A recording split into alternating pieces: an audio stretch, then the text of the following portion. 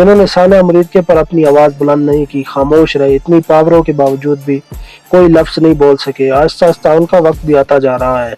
कल जो press conference Lahore के अंदर मुनक़िद हुई, उसमें भी उलमा चला रहे थे कि हमसे ज़बरदस्ती जो है वो वजीफे वाला जो फार्म है वो पुर करवाया जा रहा है। अगर कोई नहीं कर रहा तो उसके खिलाफ फोर्स शेड्यूल लगाया जा रहा है, और जो मकामी लोग हैं उनसे भी दबाव दिलवाया जा रहा है कि अगर आप साइन नहीं करेंगे तो आपको जो है मस्जिद से निकाल दिया जाएगा।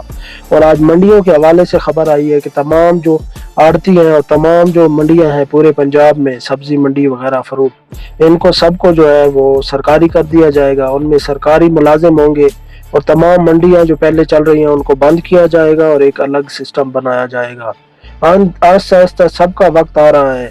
इसी तरह खामोश रहेंगे तो सब पकड़ में आएंगे। इसलिए खुदारा अब भी वक्त है, उठें, इन हुक्मरानों के खिलाफ खड़े हों, आवाज़ अपनी बुलंद करें और हर जो है फॉर्म पर जाकर इनके खिलाफ एहतजाज करें, क्योंकि ये फुल गुंडागर्दी पर उतर आए हैं और अपनी आवाम को जो है जो गुर्बत में पहले से चूर है उसको और दबाने की कोशिश की जा रही है। और कौम की बेटी doctor Aafia Siddiqui American jail में 8,275 दिन से नाहक कैद काट रही हैं।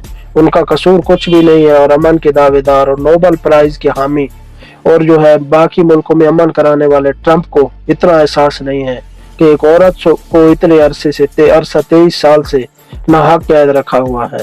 तमाम सोशल मीडिया एक्टिविस्ट से और दर्द दिल रखने वाले अवाम से गुजारिश है कि हर फॉर्म पर डॉक्टर आफिया सिद्दीकी के लिए आवाज़ बुलंद करें, क्योंकि वो 23 साल से नाहक कैद काट रही हैं। इंशाअल्लाह जल्द जो है वो रिहा होंगी, लेकिन आप अपनी तमाम कोशिशें जारी रखें।